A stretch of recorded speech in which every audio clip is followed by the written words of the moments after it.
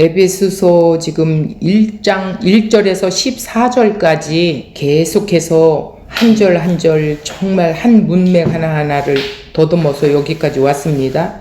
1절에서 14절의 말씀을 깨닫지 못한다면 성경을 이해할 수가 없다라고 그랬지요. 그만큼 이 1절에서 14절의 말씀의 내용이 얼마나 우리에게 생명의 양식의 말씀이고 하나님의 뜻인지를 그 말씀 속에서 우리가 알았습니다.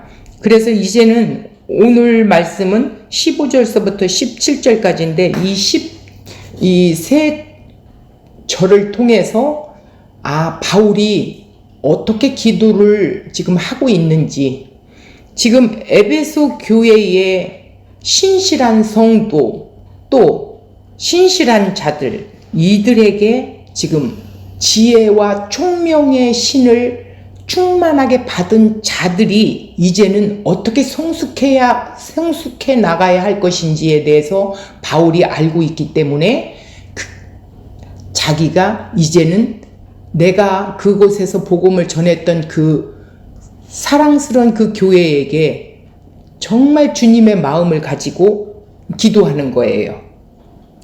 그래서 그 기도를 하면서 내가 너희들 이런 모습이라는 걸 내가 알았다. 너희들이 이렇게 믿음과 사랑으로 잘 자라고 있다라는 것을 내가 들었어. 이러면서 이제 시작을 하는 거예요. 기도에 대한 시작을 하는 건데, 자, 오늘 또 1절에서 14절이 얼마나 중요한지 다시 한번 더듬고 나가겠습니다. 또 많이 들으신 분들은 아니 왜 자꾸 1절에서 14절까지 계속 반복하냐 할 수도 있겠지만 그만큼 중요하다는 말씀입니다. 자, 1절부터 한번 우리 17절까지 오늘 읽어볼 거예요. 시작. 하나님의 뜻으로 말미암아 그리스도 예수의 사도된 바울은 에베소에 있는 성도들과 그리스도 안에 있는 신실한 자들에게 편지하노니 하나님 우리 아버지와 주 예수 그리스도로부터 은혜와 평강이 너희에게 있을지어다. 찬송하리로다. 하나님 곧 우리 주 예수 그리스도의 아버지께서 그리스도 안에서 하늘에 속한 모든 신령한 복을 우리에게 주시되 곧 창세 전에 그리스도 안에서 우리를 택하사 우리로 사랑 안에서 그 앞에 거룩하고 흠이 없게 하시려고 그 기쁘신 뜻대로 우리를 예정하사 예수 그리스도로 말미암아 자기의 아들들이 되게 하셨으니 이는 그가 사랑하시는 자 안에서 우리에게 거저 주시는 바 그의 은혜의 영광을 찬송하게 하려는 것이라. 우리는 그리스도 안에서 그의 은혜의 풍성함을 따라 그의 피로 말미암아 속량 곧 죄사함을 받았느니라. 이는 그가 모든 지혜와 총명을 우리에게 넘치게 하사 그 뜻의 비밀을 우리에게 알리신 것이요 그의 기뻐하심을 따라 그리스도 안에서 때가 찬 경륜을 위하여 예정하신 것이니 하늘에 있는 것이나 땅에 있는 것이나 다 그리스도 안에서 통일되게 하려 하심이라. 모든 일을 그의 뜻의 결정대로 일하시는 이의 계획에 따라 우리가 예정을 입어 그 안에서 기업이 되었으니 이는 우리가 그리스도 안에서 전부터 바라던 그의 영광을 찬송이 되게 하려 하심이라. 그 안에서 너희도 진리의 말씀 곧 너희 구원의 복음을 듣고 그 안에서 또한 믿어 약속의 성령으로 인치심을 받았으니 이는 우리 기업의 보증이 되사 그 얻으신 것을 속량하시고 그 영광을 찬송하게 하려 하심이라. 이로 말미암아 주 예수 안에서 너희 믿음과 모든 성도를 향한 사랑을 나도 듣고 내가 기도할 때 기억하며 너희로 말미암아 감사하기를 그치지 아니하고 우리 주 예수 그리스도의 하나님 영광의 아버지께서 지혜와 계시의 영을 너희에게 주사 하나님을 알게 하시고. 여기까지예요. 자, 이제 이 기도문에 대해서는 몇 절씩 이렇게 나눠서 할 거예요. 이 에베소서 1장에 지금 서론에 뭐라 그랬어요? 인사말이 들어가는데 내가 왜 너희들에게 편지를 쓰는 줄 아니? 이러면서 하나님의 뜻으로 말미암아. 하나님의 뜻이 뭐라고 그랬어요? 내 백성을 만들기 위해서. 예, 내 백성을 만들어 이제 하나님과 영원히 함께 누리며 살게 하려고 하는 하나님의 창세전 계획이 있었대요. 그로 말미암아 그리스도 예수의 사도된 바울은 누구의 사도라고 그랬어요? 그리스도 예수의 사도가 됐대요. 그러니까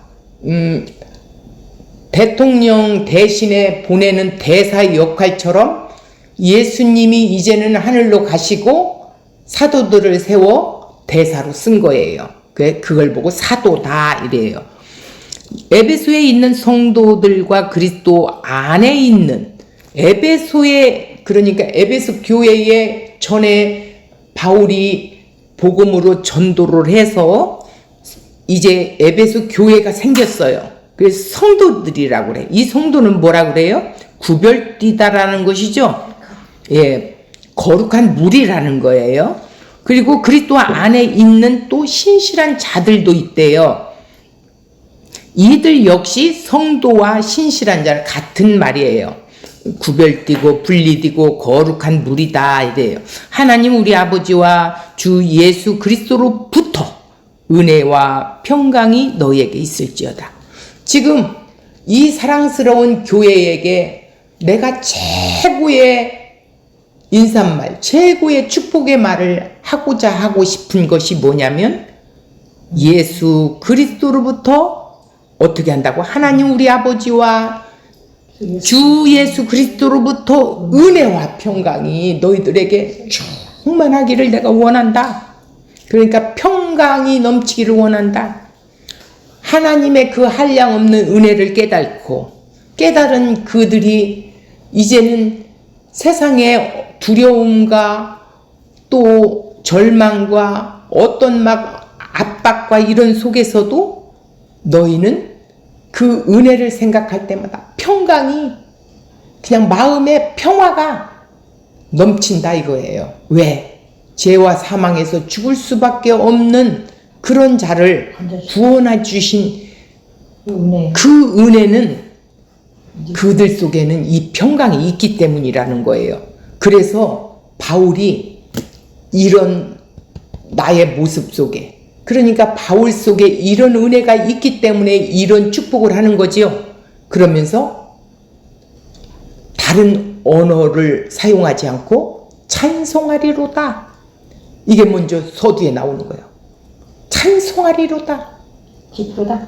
예, 하나님 우리 주 예수 그리스도의 아버지께서 그리스도 안에서, 그러니까 하나님의 뜻은 그리스도 안에서 이루신다라는 거죠. 그리스도 안에서 하늘에 속한 모든 신령한 복을 우리에게 주셨대요. 한 번에. 하늘의 신령한 복이 뭐예요? 천국의 복이죠. 천국을 누릴 수 있는 상속권을 갖고 인침을 받은 자, 예수와 연합된 자. 그래서 예수의 신령한 그 모든 복이 우리에게 덤으로 들어왔다라는 거예요. 그것은 언제냐? 곧 이꼬로 창세 전에 예정이 되었다라는 거예요. 그리스도 안에서 어떻게 했다고요? 이들을 택했대요. 우리를. 그러니까 바울과 또 이 에베소 교인들, 우리를 택하셔서 어떻게? 우리로 사랑 안에서 그 앞에 거룩하고 흠이 없게 하시려고, 예수님의 그 십자가의 사랑으로 우리를 거룩하고 흠이 없게 하시려고 죄에서 우리를 건져내셨다는 거예요. 그리스도 안으로 접붙임이 됐다라는 거예요. 자, 그 기쁘신 뜻대로, 누구의 성부 하나님의 그 기쁘신 뜻대로예요. 우리를 예정하사 예수 그리스도로 말미암아 자기의 아들들이 되게 하셨으니 양자의 영을 우리에게 주신 거예요. 6절, 이는 왜냐하면 창세전에 내가 이렇게 했단 말이야. 그가 사랑하시는 자 안에서, 그리스도 안에서 우리에게 거저 주시는 바. 거저가 뭐예요? 받을 수 없는 자가 착한다. 착하게 주신 것이 자격도 없는데 받은 게 있어요. 그 선물을 우리에게 주셨다라는 거예요. 거저 주셨대요. 그래서 우리가 무엇을 행해서 준 게 아니라는 거예요. 이걸 분명히 알아야 돼요. 그의 은혜의 영광을 찬송하게 하려는 것이라 그랬어요. 왜냐하면 이게 하나님의 결론이에요. 그의 은혜를 깨닫고 하나님을 찬송하게 높이는 거야. 우리의 창조주신 하나님을 찬양합니다. 우리의 생명주 되시는 주를 찬양합니다 하면서 찬양을 올리는 거예요. 우리는 그리스도 안에서 그의 은혜의 풍성함을 따라 뭐예요? 곧 피로 말미암아 뭐예요? 예수 그리스도가 십자가에서 죽어 주심으로 말미암아 속량이 뭐예요? 죄값을 그 죄의 양이 있어요. 값의 양이 있어요.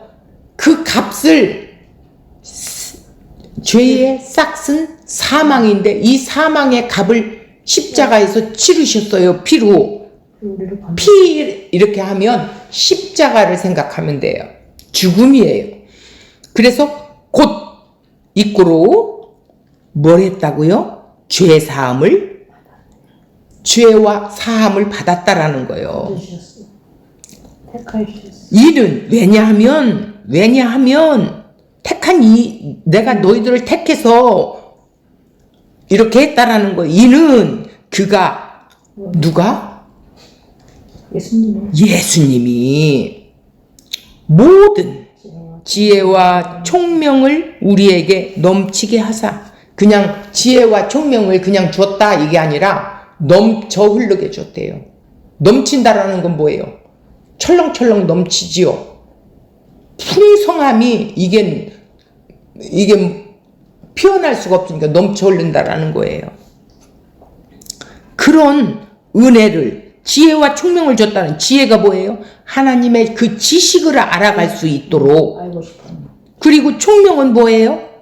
마음에 감동이 막 일어나게 해서 믿어지는 거예요. 움직여지는 거예요.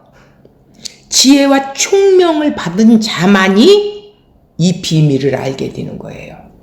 그 뜻의 비밀을 우리에게 알리신 것이라. 지혜와 총명을 받지 아니하면 이 비밀의 뜻을 알 수 없어요. 그 뜻의 비밀을 깨달을 수가 없어요.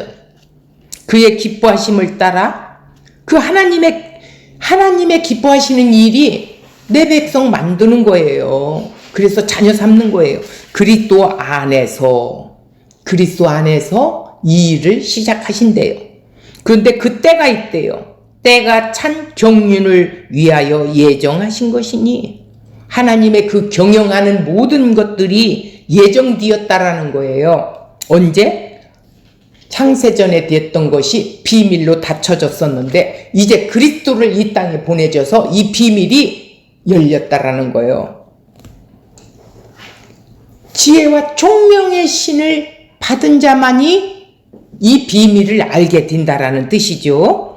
하늘에 있는 것이나 땅에 있는 것이나 다 그리스도 안에서, 여기는 통일이라겠는데 원어를 보면 재통일, 그러니까 창세기 1장 원본에 있는 그 재통일을 이루게 하신다라는 거예요. 재통일이 되게 하려 하심이라. 그러니까 재자가 들어가야 돼요. 자, 여기서 모든 일을 그의 뜻의 결정대로, 그러니까 누구의 결정이 아니에요. 그분들의 결정이에요. 삼위일체 하나님의 결정대로 일하시는 이의 계획을 따라. 그러니까 하나님이 원하는 대로 그 목적에 의해서 나간다라는 거죠. 우리들이 이제 예정을 입어. 하나님 예정하신 대로 그 안에서, 예수님 안에서 기업이 되었으니, 기업이 될 것이다? 되었으니 이미 기업이 됐대요. 그래서 12절에 보니까 이는 나와요. 왜냐하면 우리가 그리스도 안에서 전부터 바라던 그의 영광의 찬송이 되게 하려 하심이라. 이것을 하나님이 예수를 통해서 일하시는 것이라는 거예요. 자, 13절, 14절은 이제 성령님이 일하시는 걸 보여주시는데 그 안에서 너희도 진리의 말씀, 곧 너희 구원의 복음을 듣고, 자, 여기서 지혜와 총명의 신을 가진 자들은 깨닫는 하나님의 지식을 알게 하시고 또 그 마음에 감동을 주셔서 믿어지게 해준단 말이에요. 그래서 어떻게 해요? 말씀을 들어야 된다라는 거예요. 말씀, 곧 너희 구원의 복음을 들었다고 그랬죠? 복음을 들어야 돼요. 세상 지식을 들어갖고는 안 돼요. 그리스도 안에서 또한 믿어. 성령 안에서 믿어. 약속의 성령으로 인침을 받았느니. 그러니까 이제 믿는다라는 건 선물로 받은 믿음. 그러니까 예수님의 믿음을 내게 주셔서 믿어지게 한다라는 거예요. 인치셨다. 내 거다. 그런데 14절 보니까 왜냐하면 이는 우리 기업의 보증이 되사. 기업이 뭐예요? 천국을 말하는 거예요. 자, 보증이 됐대요. 인을 치니까 보증이 됐다는 거예요. 그 얻으신 것을 속량하시고 죄값을 치르시고 그의 영광을 찬송하게 하려 하심이라. 지금 찬송하게 하려 하심이라가 몇 단어가 나오지요? 자, 그런데 여기서 보증이라는 것은 뭐예요? 뭐라 그랬어요? 우리가 집을 살려면 1차금, 계약금을 주지요. 그러니까 우리도 지금 천국을 지금 완료되지는 않았어요. 완료됐지만 이 세상에 있기 때문에 맛을 보고 살아가고 있어요. 자, 그 보증 수표를 지금 우리는 이미 받은 자예요. 그렇기 때문에 예수님이 다시 오시는 그 재림 때는 완전하게 이제 하나님의 그 기업으로 완전히 소속되어진죠. 근데 이제 오늘 15절, 16절, 17절에서 이제 오늘 본문 말씀이 뭐냐면 오늘 주제가 지혜와 계시의 영을 너희에게 주사 하나님을 알게 하시고, 이제 이렇게 14절까지의 내용 속에서 이 내용을 아는 자들, 그 비밀을 뚜껑을 열어 보여준 자들, 지혜와 총명을 줘갖고, 그래서 그들이 듣고 믿어지게 한 그 믿음을 가지고 이제 성령을 통해서 어떻게 해요? 이제 자라가는 과정이 이제 일어나는 거예요. 자, 15절, 16, 17절 다시 한번 읽어보겠습니다. 이로 말미암아라는 것이 뭐냐면, 이로 말미암아라는 것은 1절에서 14절의 내용의 이로 말미암아, 14절까지의 이로 말미암아 주 예수 안에서 너희 믿음과 모든 성도를 향한 사랑을 내가 들었어. 나도 들었단 말이야. 이 소리예요. 그러니 내가 전도한 곳에 이들의 그 믿음과 사랑이 있다고 하니 얼마나 기쁘겠어요. 야, 이제는 얘들이 자라가면 되겠구나 하고 어떻게 해요? 내가 기도할 때에 이제 이런 자들이 기도를 하는 거예요. 자, 지혜와 총명을 받은 자들이 이제는 어떻게 하냐면 그리스도 안에서 지혜와 계시의 영이 우리를 지배하며 이끌어가게 된다는 거죠. 자, 내가 기도할 때 기억하며 너희로 말미암아 감사하기를 그치지 아니하고. 내가 너무 기뻐. 너희들 그렇게 사랑으로, 역시 하나님의 사랑을 받아본 자만이 그 받은 것을 알기 때문에 흘러보내고 있구나, 이것을 깨달은 거예요. 그러니 그 기도할 때 얼마나 간절한 마음으로 감사를 드리겠어요, 하나님께. 그래서 17절, 우리 주 예수 그리스도의 하나님 영광의 아버지께서 뭐를 달라고요? 지혜와 계시의 영을 너희에게 주사. 하나님 이들에게 지혜와 계시의 영을 충만하게 하셔서 하나님을 알게 하시고 더 점점 알아가게 해주세요, 이 소리예요. 자, 여기까지입니다. 자, 그러면 우리가 원고를 가지고 좀 더 이렇게 포괄적으로 한번 이야기를 나눠보겠습니다. 지혜와 계시의 영을 너희에게 주사 하나님을 알게 하시고, 이 주제를 놓고 지혜가 뭐라고 그랬어요? 영적인 하나님을 아는 지식이에요. 자, 여기서 계시는 뭐냐면 이제 성령이 오셔서 더 많이 하나님에 대하여서 어떻게 해요? 알게 해주세요. 그래서 하나님 말씀이 닫혀있던 것이 이제 열어서 보여주는 상태지요. 그렇게 해서 확신이 있게 되고 견고해지게 되어서 하나님의 임재를 더 깊이 맛보게 되고 알게 되고, 또 그로 말미암아 하나님을 더 의지하게 되며 순종하고 싶은 마음이 막 일어나게 되고 하나님을 경외하게 되면서 삶의 예배자로서 이렇게 성숙하게 서갈 수 있다라는 것이죠. 그래서 지혜와 계시의 영을 구하고 있는 거예요. 자, 15절 보니까 이로 말미암아, 그러니까 1절에서 14절의 말씀으로 말미암아 주 예수 안에서, 주 예수가 뭐예요? 주는 예수가 나의 주인이에요. 이제는 내가 주인으로 살았던 것이 이 주자를 빼놓으면 아무 소용이 없어요. 내 예수님 믿어 이래 갖고는 안 돼요. 내가 주인이 되면 안 된다라는 거예요. 예수님이 나의 주인이십니다 이러는 거예요. 안에서, 예수 안에서 뭐예요? 연합되고 인침을 받은 자예요. 그죠? 믿음과 모든 성도를 향한 사랑을 나도 듣고 이랬어요. 그러니까 이 믿음과 사랑이 이제 있는데, 예수님이 주신 예수님의 믿음의 선물을 받은 자들이죠. 이 믿음은 안 보이는 거예요. 그런데 안 보이는 것을 보는 것 같이 믿어지게 되는 것, 이것이 선물로 주신 거라는 거예요. 아무거나 안 믿어줘요. 이런 자가 예수님 사랑을 받아 보고 누린 자지요. 그러기 때문에 사랑이 나오게 된다라는 거예요.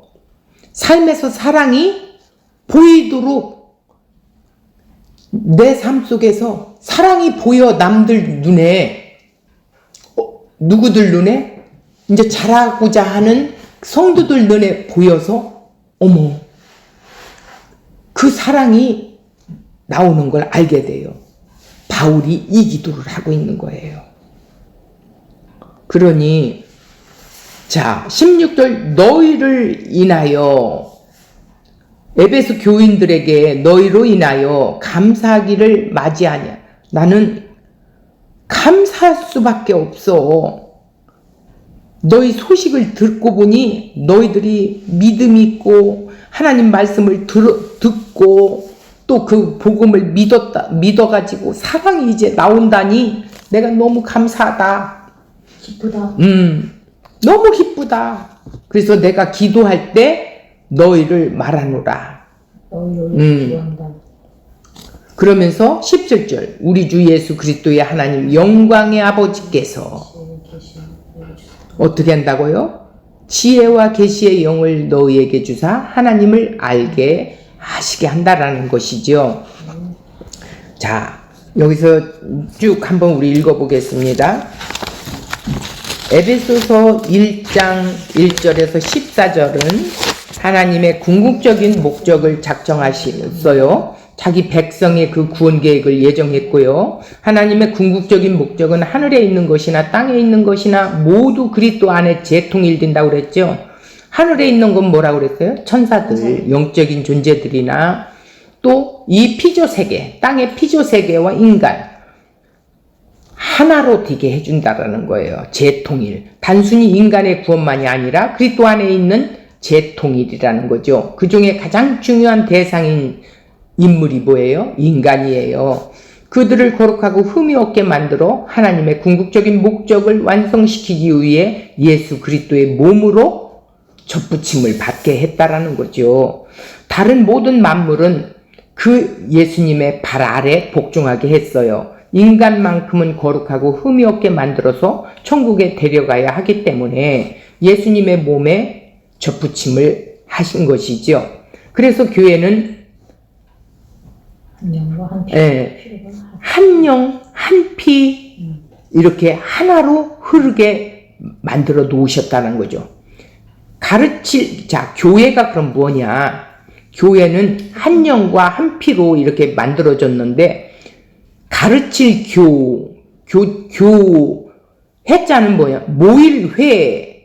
그래서 교회라는 거예요. 뭐를 가르쳐요?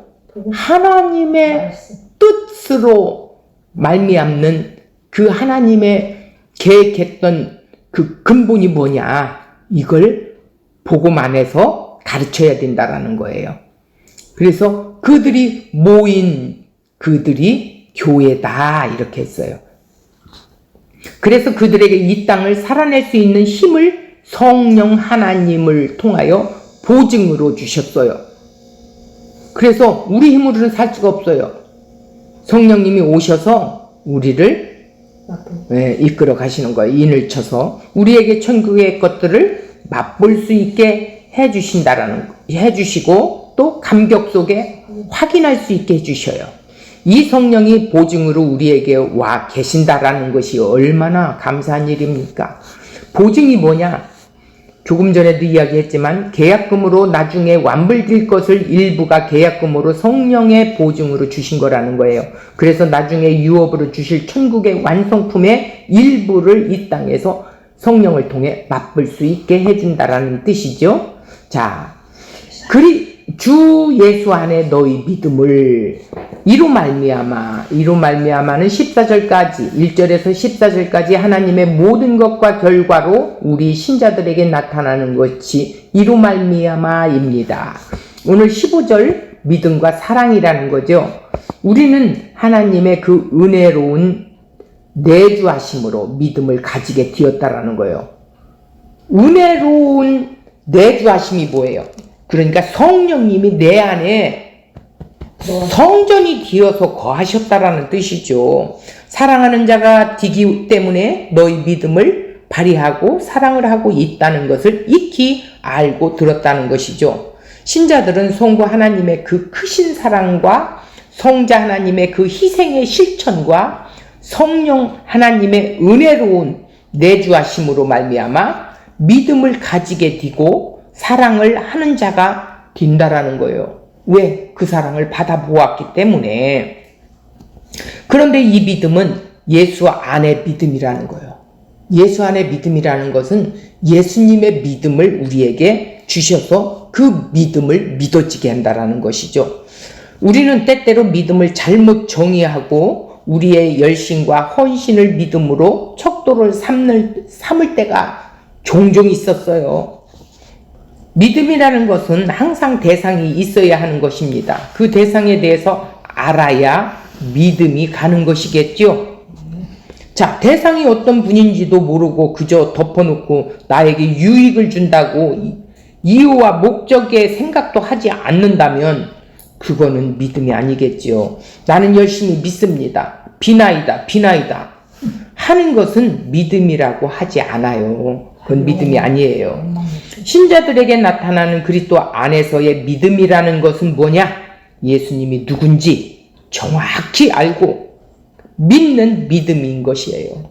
그분이 왜 오셔야 하며 왜 무엇을 하셨는지, 왜 십자가에 지시고 꼭 죽으셔야만 했는지, 왜 승천하셨는지, 왜 다시 오시라고 약속하셨는지, 성령을 왜 보내주셨는지, 내가 누구이기에 이걸 알아야 된다는 거예요. 예수님의 주권과 그분의 온 천하 만물의 주인이신 것, 생사화복을 주장하시는 분인 것, 그분이 하나님이시다. 온 천하가 그 앞에 무릎을 꿇어야 하며 온 천하가 그 앞에서 입을 가리고 잠잠해야만 한다라는 거예요. 티끌과 죄를 뒤집어쓰고 그 앞에서 회개해야 하는 존재인 것을 믿는 거예요. 죄인이라는 거죠. 자신의 목숨을 끊으시면서까지 우리를 사랑하신 그분을 믿는 것을 주 예수 안에 믿음이라고 하는 거예요. 그런 자가 주 예수 안에 있는 자라는 거예요. 자, 40일을 금식을 했다. 매일 새벽 기도를 했다. 교회에 열심히 봉사했던 것들 믿음의 척도로 삼으려고 하는데 그걸 갖고는 믿음이라고 볼 수 없다라는 거죠. 그것은 믿음을 가진 자가 감사함으로 하나님 앞에 성숙해 가며 드려지는 것이지 그걸 통해서 믿어지고 구원에 이른다라는 게 아니에요. 자, 믿음은 예수 안에서 믿음입니다. 우리 믿음의 대상이신 예수님과 관계가 없이 열심과 정성을 근거로 하고 있다면 우리의 신앙은 늘 혼선을 빚게 돼요. 내가 이렇게 정성을 들였는데 내게 응답을 안 하신다? 내가 가진 것 다 드렸고 내가 할 수 있는 정성을 다 바쳤는데 나의 원하는 것을 안 해주신단 말인가? 늘 여기에 걸려 넘어가요. 이런 자들이 교회 안에 무지기 있습니다. 우리는 얼마든지 열심을 내고 선행을 할 수 있어요. 그것이 그리스도의 근거로 하지 않는 것은 결코 믿음이라고 할 수가 없습니다. 내 욕망의 유익을 위해서 믿는 내 믿음이 아니라 은혜의 선물로 받은 믿음이 있어야 된다는 거예요. 그냥 거저 주신 거예요. 우리에게 모든 지혜와 총명을 우리에게 넘치게 하셔서 믿어지게 하는 믿음을 선물로 받은 자가 택한 자입니다. 내가 열심을 냈고 정성을 내었는데 나는 이렇게 취급하다니 그것은 하나님을 모르는 것이죠. 예수 그리스도 안에 있는 믿음, 그 믿음을 가진 자들은 믿음이 참으로 믿음이 있는 자구나 이렇게 할 수 있어요. 내가 요구하는 것을 해결해 주지 않으면 금방 욱 해버리고 우리는 이런 걸 믿음이라고 하지 않아요. 하나님의 주권을 인정하며 내가 소원하는 것이 들어주지 않는 것이 내게 유익이기에 내가 구하여도 들어주시지 않아요. 왜 그래요? 너한테 유익이 안 되니까 그래. 그래서 차라리 응답을 안 해주는 것이 너에게 유익이야 하면서 하나님께서 그렇게 하신다라는 거예요. 확신을 갖는 사람을 우리가 믿음이 좋은 사람이라 하는 것입니다. 자, 여기서 한 인물을 들어 이야기를 해볼게요. 한동안 교회에서 하면 된다, 할 수 있다, 해보자 이런 막 피어를 걸고 엄청나게 저희들도 외쳤었어요. 근데 그거 갖고 믿어지는 게 아니에요. 우리는 오직 우리를 죽이고 나를 죽이고 주를 믿는 거예요. 내가 죽지 않으면 주님 믿어지지가 않아요. 그리고 믿음은 맹신 믿음은 아니에요. 믿을 수가 없죠. 무조건 믿어? 안 믿어져. 그런 믿음은 믿음이 아니에요. 지혜와 총명의 신을 우리에게 주셔야 우리의 그 하나님의 그 지식을 알아가게 되고 그리고 이 마음에서 감동이 일어나요. 믿어지게 되는 감동이 하나님을 찾고자 하는 마음이 일어나고 사모해지는 마음이 일어나고 배가 고파요. 자, 성경에 대해 예수에 대해서 아무것도 모르면서 그런 자는 늘 불안하게 되죠. 이것이 맹신의 사람이에요. 이것은 자기 체면 암시하고 있는 거죠. 체면에 암시하는 거죠. 나는 믿는 거야. 믿는 것이어야 말해. 이러면서 그런 거는 믿음이 아니라는 거예요. 우리는 구세주라는 것은 믿지만 주라고는 안 믿어요.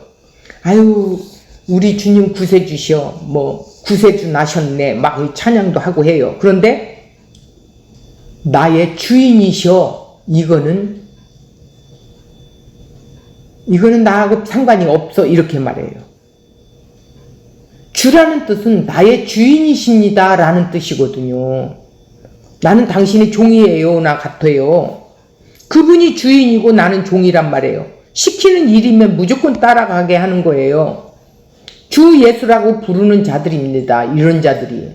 예수님이 말씀하시는 그 말씀에 따라 우리가 그 발자취 한 걸음 한 걸음 나가는 거예요.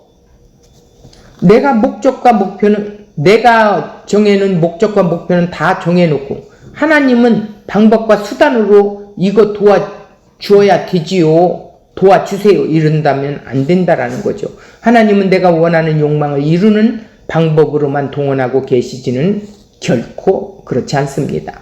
자신을 기쁘게 하기 위하여 이것을 해야 하니까 하나님 도와주세요 한다라든가, 어떻게 우리가 주인에게 이것저것 명령을 합니까? 종은 주인이 하라는 대로 하는 자일 뿐입니다. 그것이 다소 불합리해 보이고 내가 이해할 수 없다 할지라도 주인이 시키면 그것이 정답인 것을 종이 갖는 자세예요. 자신의 욕망을 위해 자기의 요구를 관철시키기 위해 주인을 설득하는 자가 우리는 아니라는 거예요. 그저 주인이 시키는 것을 감사함으로 받아들이는 것이 종이 할 일입니다. 우리는 주 예수 그리스도를 믿는 것이지요. 성경은 천국은 뭐라고 그랬어요? 어린 아이와 같은 자들이 들어가는 곳이라고 이렇게 말하고 있는데, 어린 아이들은 가치와 목표에 대해서 스스로 주장하지 않아요. 어른들은 인생의 목표와 가치를 자기 나름대로 이미 정한 자들이죠. 늘 주인에게 아버지에게 묻고 상의해 시키는 대로 행동하는 자가 어린아이와 같이 주 예수를 믿는 자라고 말합니다.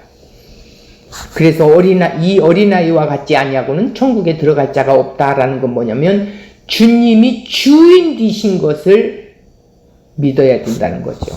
모든 성도를 향한 하나님을 나도 듣고 모든 성도가 향한 그 사랑을 나도 들었대요. 신자들은 교회의 지체를 사랑하는 자들이에요. 왜 그래요? 예수님 사랑을 받아본 자들이기 때문에 지체들을 사랑할 수밖에 없어요. 그런데 우리 세상에서도 아버지, 어머니 사랑을 받아본 자는 자연스럽게 사랑이 나오더라고요. 그런데 그러지 못한 사람은 상처가 있어서 잘 안 돼요. 근데 그리스도 안에서 내가 죽고 예수님이 내 안에 계셔서 그 성령을 통해서 그 사랑을 깨달은 자는 사랑을 하게 됩니다. 부모 사랑을 못 받았어도 하나님의 사랑을 받아본 자이기 때문에 지체를 사랑할 수가 있게 된다라는 뜻입니다. 우리는 전에 어떤 사람들이었어요? 성령이 오기 전에는 시기와 미움밖에 없었던 자들이에요. 자,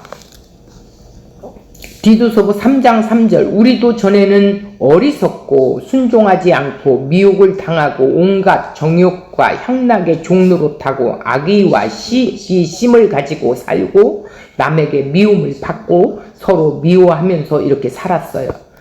이것이 우리의 정체성이에요. 서로 사랑하는 게 아니라 미워하는 자들이었어요. 그런데 사랑하는 자가 되었다는 것입니다. 모든 성도들을 향한 너희 사랑을 듣고, 지금 에베소의 성도들의 사랑을 들었다는 거예요. 그들에게 이미 사랑이 있었어요. 우리는 이미 사랑하는 자가 되었다라는 것입니다. 베드로전서 1장 22절, 너희가 진리를 순종함으로 너희 영혼을 깨끗하게 하여 거짓이 없이 형제를 사랑하기에 이르렀으니 마음으로 뜨겁게 피차 사랑하라. 이런 사랑을 가졌으니 피차 서로 사랑하래요. 너는 이미 진실한 사랑을 소유한 자가 되었다는 것이에요. 누구의 사랑? 하나님의 사랑. 우리는 그 진리로 진실한 사랑을 할 수 있는 자들이 되었으므로 우리는 서로 사랑해야 한다는 것이죠. 주 예수를 믿는 자들은 그 주인이신 예수께서 하라고 일러놓으신 그 명령을 지키기를 기뻐하는 자들이에요. 그래서 예수님은 이 땅의 모든 율법을 두 가지로 이렇게 두는데, 하나님을 사랑하고 이웃을 내 몸과 같이 사랑하라는 거예요. 보이지 않는 하나님을 전심으로 사랑하게 된 자들을 믿음을 소유한 자들이라고 해요. 그들은 이웃을 자기 몸처럼 사랑하게 돼요. 왜요? 예수님이 그러한 마음으로 천국을 사셨기 때문이에요. 이 땅에서 잠깐 스쳐가는 고난, 고통, 좌절, 상황, 환경 이런 것들을 없애달라는 것이 아니라 그런 여건 속에서도 어떻게 해요? 주님의 마음, 천국을 드러내 보이는 사람들이라는 것이죠. 이런 자들이 교회라는 거예요. 세상에 만연하는 생존 경쟁, 그들이 가진 것이 둘이 먹기에는 너무 부족한 것이기 때문에, 그런 사소한 것이기 때문에 서로 갖겠다고 막 싸우지요? 우리는 어떻게 나누어 주면서 살 수 있는 것입니까? 어떻게? 우리가 가진 것은 아무리 나누어도 부족하지 않는 풍성한 것이기 때문에 얼마든지 나눌 수 있다라는 거예요. 이 땅의 것들은 찢어서 나눠야 하는 것들입니다. 그런데 천국의 풍요를 가진 자들은 왜 나누지 못하고 사랑을 못할까요? 천국의 풍요를 못 갖고 있는 사람이니까 그렇겠죠. 천국의 풍요는 그만큼 큰 거예요. 신자는 예수 안에서 믿음과 사랑이 발휘되어지는 것이 그런 자들입니다. 자, 사도가 에베소 교인들의 믿음과 모든 성도의 그 사랑을 들었어요. 계속해서 교인들을 위해 이제는 기도하기 시작합니다. 영광의 아버지께, 17절에 보면 교인들이 이미 믿음이 있고 사랑을 가진 사람들이었지만 사도는 교인들의 성숙을 위해 더 기도하고 있어요. 그것은 그들이 계속해서 자라가야 하는 의미라는 거죠. 구원받은 것은 끝이 아니라 구원받았다 그러면 이제는 시작인 거예요. 먼저 사도가 우리에게 기도하는 것입니까? 영광의 아버지께 기도하고 있습니다. 영광을 아버지께 이런 일을 해주십시오 하고 기도하는 것입니다. 우리가 기도할 때 하나님 아버지라고 우리 하나님을 부르고 있죠? 히브리인들에게는 아버지와 아들 관계에 있어서 완전히 다른 개념, 아버지와 아들 관계는 동등한 그런 관계라는 거예요. 그 하나님은 영광의 아버지이십니다. 그 아들도 영광이 동일하게 주어질 것이라는 소망의 단어가 있는 거예요. 아버지가 영광스럽다는 것은 아들 또한 영광스럽다는 것을 의미하고 있어요. 우리는 기도를 할 때 영광의 하나님 아버지 하고 부르는 것 자체가 내가 필요한 것, 내가 갖고 싶은 것 채워지지 않고 내가 지금 당하고 있는 상황이 나아지지 않는다 할지라도 그것은 비극이 아니라 뭐예요? 의미가 전제되어 있는 것이다. 이렇게 보면 돼요. 우리 영광의 아버지께서는 반드시 나를 영광스럽게 만드시고 마실 것을 알기 때문이라는 거예요. 그 영광의 자리에 갈 것이기 때문에 나는 괜찮아요. 그런 고백을 하고 들어가는 것이 아버지의 영광이라는 뜻입니다. 욥이 고난 속에서 너희 가는 길을 오직 저가 아시나니 라고 이렇게 고백한 것처럼 내게 가는 길을 안다면 나에게 꼭 필요한 것은 주실 것이지요. 나한테 필요 없는 것은 안 주실 것이고 나의 요구가 들어주지 않는다 해도 그 영광의 아버지가 그 영광으로 나를 이끌고 가실 것이기 때문이죠. 우리도 우리의 요구가 들어지지 않더라도 나의 가장 좋은 길을 하나님만이 아시고 그 길로 이끄실 것이기에 나는 어떤 결과가 주어질지라도 만족하다. 이런 의미가 들어있다는 말입니다. 하나님께서 그 보증으로, 그 계약금으로 그 영광을 맛보게 해주셨고, 성령을 통해서 우리는 그 하나님의 영광을 드러내는 자로 살아야 한다는 거예요. 이것이 너희 구원을 이루어 가라 라는 뜻입니다. 하나님의 영광을 드러내 좀 보여. 너희 삶 속에 더 성숙되어. 그래서 바울이 지금 에베소 교인들에게 기도를 하고 있는 거예요. 지혜와 계시의 정신을 주어서 보이지 않는 그 하나님을 더 풍성히 알아갈 수 있게 해주세요.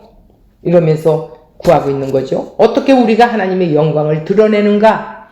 어떻게 사는 것이 하나님의 영광을 드러내며 사는 것인지, 신자의 인생의 목적이 무엇인지, 자, 하나님을 영화롭게 하고 영원토록 그분을 즐기는 것이죠. 그것이 신자의 인생의 목적입니다. 지금 이 교회 안에 있는 모든 물건이 다 목적을 가지고 만들어졌습니다. 만들어진 것은 분명 목적을 가지고 만든 거예요. 책상은 만든 자가 무언가 놓게 만들어 놓고 또 앉게 만들어 놓은 거죠. 무엇을 만들었다면 무슨 용도가 있을 것이 아니겠어요? 그렇기 때문에 창조된 것은 목적이 다 있다라는 거예요. 하나님이 인간이 창조지었다는 것도 인간도 목적을 가지고 이 세상에 만들어졌다는 것을 말하고 있습니다. 주변 사람들에게 물어보십시오. 왜 사십니까? 돈을 왜 버세요? 왜 당신은 그렇게 열심히 일을 하세요? 어떤 대답은 잘 먹고 잘 살기 위해서, 이렇게 자식 위해서, 그렇죠. 뭐 이런 기도하고, 죽기 위해서 열심히 뛰어가는 것이죠. 결국은 죽기 위해서 열심히 뛰어가는 거예요. 그 예수님을 믿게 된 자들은 이제 그들 인생의 목적을 찾게 됐는데, 그것이 어떤 목적이냐? 그 인생의 목적은 하나님의 영광을 위해 존재한다는 것을 알게 된 거죠. 그들이 하나님을 만난 자들이라는 거예요. 어떻게 하나님의 영광을 나타낼 수 있겠어요? 어떻게 사는 것이 하나님의 영광을 나타내는 삶입니까? 그 하나님의 영광을 나타내신 분이 누굽니까? 곧 예수께서 그 하나님의 영광을 십자가에서 나타내셨다라는 것입니다. 그분이 예수님이세요. 요한복음 17장 4절, 아버지께서 내게 하라고 주신 일을 내가 이루어 아버지를 이 세상에서 영화롭게 하였사오니. 이게 뭐예요? 하신 일이 뭐예요? 주신 일. 이 땅에 보내서 하라고 한 주신 일이 뭐예요? 십자가에서 죽는 거예요. 유일하게 영화롭게 하신 분이 예수님이세요. 아버지께서 하라는 것을 충성스럽게 했어요. 예수님이 어떻게 사셨기에 아버지를 영화롭게, 영광스럽게 이렇게 만드셨을까요? 우리는 하나님의 영광을 드러내는 방법을 예수에게서 찾아야 된다라는 거예요. 예수님이 가신 그 길이 어디예요? 누구든지 나를 따라오려거든 어떻게 하라고요? 네 자신을 부인하고 네 십자가를 지고 나를 따르래요. 나는 없어야 된다라는 거예요. 우리가 오해하는 것이 있어요. 우리는 하나님 영광을 세상 것으로 나타내려고 해요. 좋은 대학에 가서 막 하나님께 영광을 돌린대요. 세상에서 크게 성공하면 또 하나님께 영광을 돌린다고 공공연히 이야기들을 해요. 만일 그런 것이 하나님의 영광을 드러내는 것이라면 서울대는 모두 그리스도인들만 모여야겠네요? 그런데 아니잖아요. 만일 그런 것이 하나님의 영광을 드러내는 것이라면 서울대학은 모두가 그리스도인이 되겠지요. 예수께서 십자가에 죽으시는 것이 하나님을 영화롭게 하였다는 것입니다. 그것이 하나님을 영화롭게 하는 것입니까? 세상 사람들도 도저히 할 수 없는 것들이기 때문입니다. 배반과 순환을 당하고 멸시를 받았어요. 원수를 그런데 사랑했어요. 자신을 십자가에 못 박는 자를 위해 기도했어요. 자기 자신을 십자가에 못 박고 있는 저들에게 기도를 했어요. 이 세상 누구도 할 수 없는 사랑과 용서를 삶으로 보여주신 분이 예수님이세요. 그것을 본 자는 저는 진실로 저분은 정말 하나님의 아들이다. 눈이 열린 자는 그렇게 고백을 하게 됩니다. 그것이 바로 하나님을 영화롭게 하는 거예요. 예수님을 믿는 것이 하나님을 영화롭게 하는 거예요, 우리는. 자, 16절에서 19절까지에서 사도가 그렇게 진실한 기도를 드리는데 무엇을 위해 기도를 하고 있습니까? 기도의 내용이 지혜와 계시의 영이 뭐예요? 성령, 교회에게 주어 하나님을 더 많이 알아가게 해달라는 기도예요. 이미 구원받은 교회를 위해 하나님과 그의 능력을 깊이 알게 해달라 기도하고 있음을 보이고 있죠. 구원은 끝이 아니에요. 여정인 것입니다. 계속 진행하고 있는 여정이에요. 자, 나그네가 그 여정 속에 살고 있죠. 그래서 늘 기도해야 하는 겁니다. 우리는 모두 거듭난 자들입니다. 영적으로 갓난아이로 태어난 자들입니다. 아이들은 자라야 하는데 젖을 먹어야 자라게 되겠죠. 자, 하나님을 아는 지식, 하나님 나라를 아는 지식으로 영적 성장이 있어야 된다고 합니다. 교회를 위해 계속 영적 성장을 위해 계속 기도해야 되기 때문에 바울이 지금 기도하고 있는 것입니다. 사도는 에베소 교회의 영적으로 미성숙한 그리스도인들을 위해 기도하고 있지요. 너희들의 하나님에 대한 지식, 하나님 나라에 대한 지식을 자라게 되기를 간절히 원한다는 거예요. 바울은 빌립보, 골로새, 고린도 교회를 위해서 똑같은 기도를 하고 있습니다. 안다라는 게 뭔가? 안다. 자, 우리 부부 생활하고 살고 있죠, 지금. 부부가 그냥 피상적으로 안다 말이 아니죠. 부부가 서로 대해서 안다는 깊은 알을 말하는 거예요. 그 알미 너희에게 반드시 있어야 된다는 거예요. 하나님의 임재를 느꼈던 그 지식을 말합니다. 사도가 구하는 하나님에 대한 지식을 인격적으로 친밀한 하나님을 아는 지식을 말하고 있어요. 그 지식은 행위에 함께 따르는 지식을 말하는 것이지요. 나 그거 알아 하고 내 행위는 세상으로 나간다면 그건 아니라는 거예요. 그 지식은 경외감이 따르는 지식입니다. 그런 지식이 있는 사람은 하나님의 자녀라는 확신이 있으며 항상 찬양하고 싶어 못 견뎌요. 하나님을 높이고 싶고 또 하나님의 영광을 느끼며 매일매일 맛보기도 합니다. 그들은 그것을 위해 기도하게 돼요. 우리 아들 대학 붙여주세요. 기도하는 것이 아니라 하나님의 영광을 오늘 좀 맛보게 해주십시오. 그 지식은 교통, 친밀, 동반 같은 천국의 이 땅에서 사는 것을 의미하는 지식을 말하고 있어요. 그런 지식이 있는 사람들이 누구나 하나님 자녀로서의 그 특권의 의식을 갖게 돼요. 그런 지식이 있는 사람들은 누구나 찬양하고 싶지요. 자, 하나님의 영광을 매일같이 맛보길 원합니다. 그들이 그것을 위해 기도하지요. 그들은 마치 사슴이 시냇물을 찾듯이 갈급한 심령을 갖고 하나님 알고 싶어요. 하나님 더 알고 싶어요. 하나님 알게 해주세요 하고 기도하게 됩니다. 우리는 하나님을 찾는 갈급함이 있어야 하는데 그러한 갈급함이 우리에게 있는지 말입니다. 원컨대 주의 영광을 내게 보이소서라고 부르짖어 모세의 기도를 해보신 적이 있습니까? 지금 사도는 목사들, 장로들, 신부들, 그들만을 위해 기도하고 있어요. 교회인 모두가 지혜와 계시의 정신을 가지고 하나님을 알기 위해 기도하고 있어요. 성령을 받은 자들은 누구나 그 지식에 도달할 수가 있습니다. 우리가 잘 아는 새 언약인 것입니다. 히브리서 8장 10절 또 주께서 가라사대 그날 후에 내가 이스라엘 집으로 세울 언약이 이것이니 내 법을 저희 생각에 두고 저희 마음에 이것을 기록하리라. 나는 저희에게 하나님이 되고 저희는 내게 백성이 되리라 이랬어요. 그 존전에 앉아있는 것만으로 복받쳐 올라 찬송하게 됩니다. 그분의 존귀의 영광 속에서 앉아있는 것만으로도 복받칩니다. 그래서 찬송이 흘러나옵니다.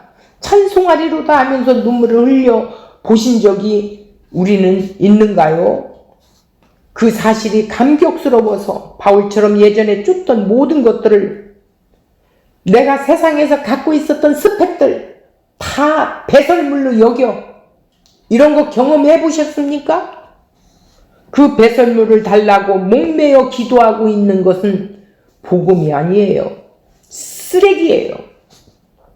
그 영광스러운 얼굴의 광채 속에 영원히 사는 날을 향해 가면서 천국에 대한 하나님에 대한 그 지식이 날로 더하게 해달라고 사슴이 시냇물을 찾듯이 갈급함으로 갈망함으로 나가야 된다라는 겁니다. 성경은 그런 모습이 신자라고 말하고 있습니다. 자, 정신이라는 뜻은 그럼 뭐냐? 정신, 지혜와 계시의 정신을 이렇게 말하죠. 그 하나님에 대한 지식은 오직 성령의 도우심으로 우리가 가질 수 있다는 것입니다. 17절, 지혜와 계시의 영을 너희에게 주사, 영, 성령입니다. 왜냐하면 인간의 죄가 하나님을 알지 못하게 하였기 때문이죠. 고린도전서 1장 21절을 보니까 하나님의 지혜에 있어서는 이 세상이 자기 지혜로 하나님을 알지 못하는 고로.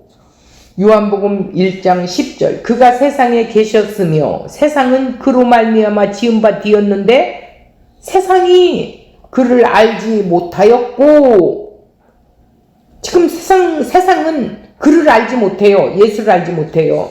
오직 성령이 임해야만이 하나님 나라와 하나님을 아는 지식을 알 수 있다라는 뜻입니다.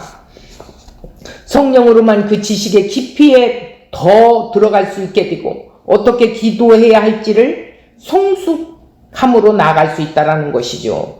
그것은 세상의 지식과 또 지혜로 알 수 있게 되는 것이 아니라는 거예요. 세상 것으로는 알 수가 없어요.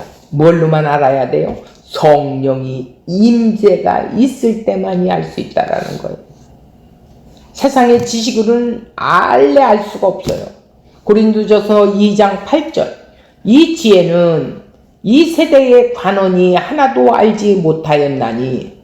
세상은 알지 못하였대요. 이 지식을, 이 지혜를. 만일 알았더라면 영광의 주를 십자가에 못 박지 아니하였으리라. 그들이 모르기 때문에 십자가에 못 박았대요. 9절, 기록된 바 하나님이 자기를 사랑하는 자들을 위하여 예비하신 모든 것은 눈으로 보지 못하고 귀로도 듣지 못하고 사람의 마음으로도 생각지 못하였다 함과 같느니라 이랬어. 10절에 오직 하나님의 성령으로 이것을 우리에게 보이셨으니 본자는 믿어지게 되어 있습니다. 성령께서만이 하나님을 아는 지식을 우리에게 더할 수 있다라는 거예요. 그러기에 매일매일 그것을 위해 기도하는 것입니다. 오늘 바울이 왜 기도했습니까? 지금 이 교회들에게 더 무럭무럭 자라도록, 그래서 그리스도의 장성한 분량에 이르도록 기도하고 있는 거예요. 오늘 본문의 말씀이.